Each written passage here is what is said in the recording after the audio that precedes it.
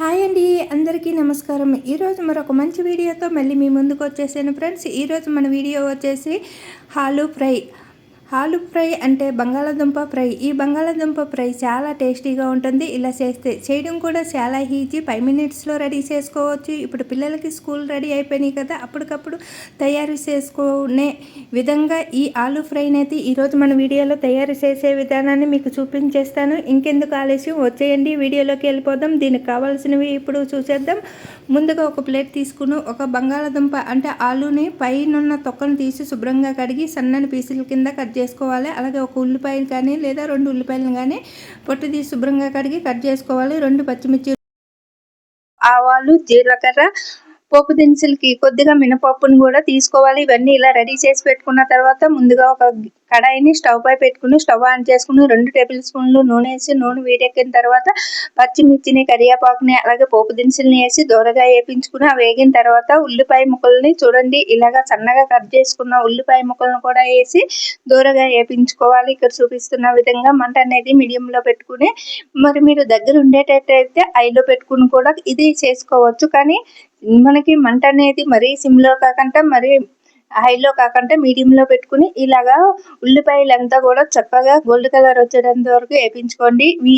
ఇక్కడ చూపిస్తున్న విధంగా ఇవి ఉల్లిపాయలు కలర్ చేంజ్ అయింది అనుకోండి, ఇలాగా మనకి ఉల్లిపాయలు ఎగిపోయిందనే దానికి సూచన అనమాట. చూడండి ఇక్కడ మంచిగా ఉల్లిపాయ ముక్కలన్నీ కూడా ఎగిపోయి నూనె అనేది పైకి తెలుస్తుంది కదా. ఇప్పుడు మనము సన్నగా చిన్నగా పల్సగా కట్ చేసుకున్న ఆలూ ముక్కల్ని వేసుకుందామండి. అంటే బంగాళాదుంప ముక్కల్ని వేసుకోవాలి. ఇలా బంగాళాదుంప ముక్కలు వేసుకున్న తర్వాత మనం ఇలా కలుపుకుంటూ ఫ్రై చేసుకోవాలి.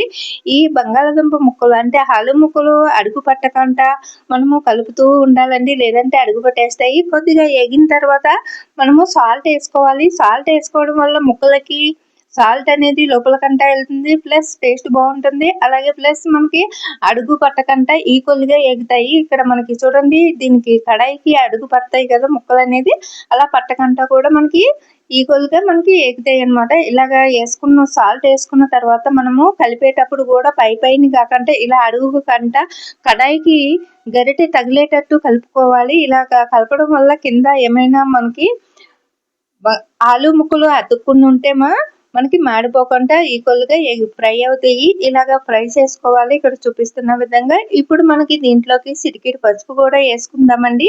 చూడండి ఇక్కడ చూపిస్తున్న విధంగా చిటికెడు పసుపు వేసుకుని మళ్ళీ అంతా కూడా కలిసేటట్టు కలుపుకోండి. ఈ ఫ్రై చాలా ఈజీగా తయారు చేసుకోండి. 5 మినిట్స్లో రెడీ చేసుకోవచ్చు. ఇంకా మరి పిల్లలకి స్కూల్ స్టార్ట్ అయిపోయినాయి, మరి ఏం పెట్టాలి అని ఆలోచించే కంటే ఇలా అప్పటికప్పుడు ఒక బంగాళదుంపని కట్ చేసి ఇలా ఫ్రై చేసి బాక్స్లో పెట్టేయండి.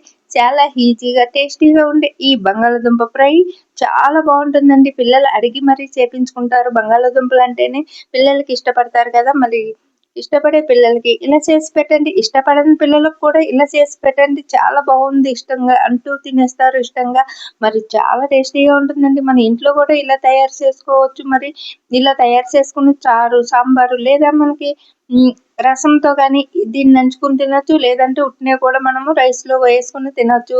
ఎలా చేసినా కూడా ఈ బంగాళాదుంప ఫ్రై అనేది చాలా టేస్టీగా ఉంటుంది ఇలా చేయడం వల్ల.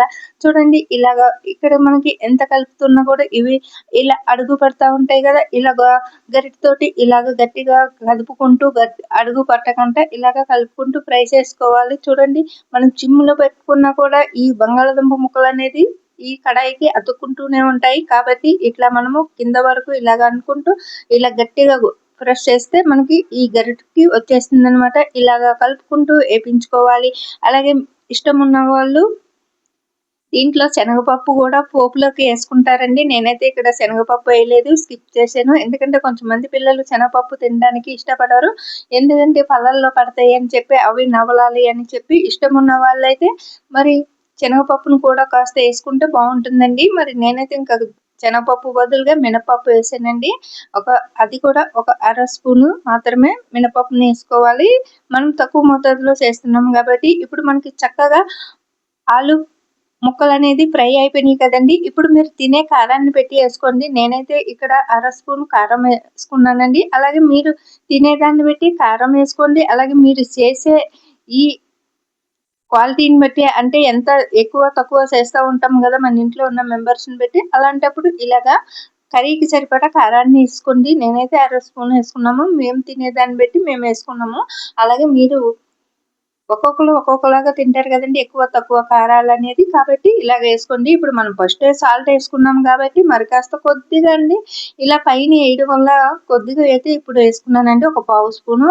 ఆల్రెడీ 1/2 స్పూను సాల్ట్ వేసుకున్నాం కాబట్టి ఇప్పుడు ఇలా ఫ్రై అయిపోయిన తర్వాత దించే ముందు ఇలా మరి కాస్త కొద్దిగా సాల్ట్ వేసేమన్న పేరుకి వేసుకున్నాం అనుకోండి, ఈ పైన కూడా మనకి ముక్కలకి సాల్ట్ బట్టి మంచి టేస్ట్ వస్తుంది. ఇప్పుడు మనకి ఆలూ ఫ్రై అనేది రెడీ అయిపోయిందండి. స్టవ్ ఆపేసుకుని మనము వేరే గిన్నెలోకి చేంజ్ చేసుకుందాము. లేదంటే బాక్సుల్లో పెట్టుకునే వాళ్ళైతే బాక్సుల్లో పెట్టుకోండి.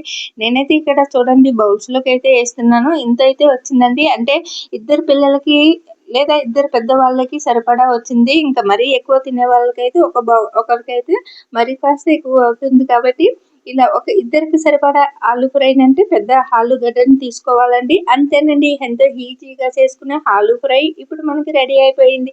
మంచి వాసనతో కమ్మగా నోరూరించే ఆలూ ఫ్రైని ఇలా తయారు చేసి స్కూల్కి వెళ్ళే పిల్లలకు కానీ ఆఫీస్కి వెళ్ళే పెద్దవాళ్ళకి కానీ బాక్సుల్లోకి పెట్టి సర్ది పంపించండి. చాలా ఇష్టంగా తింటారు. మరి ఈ వీడియో నచ్చితే లైక్ చేసి షేర్ చేసి మన ఛానల్ సబ్స్క్రైబ్ చేసుకోండి.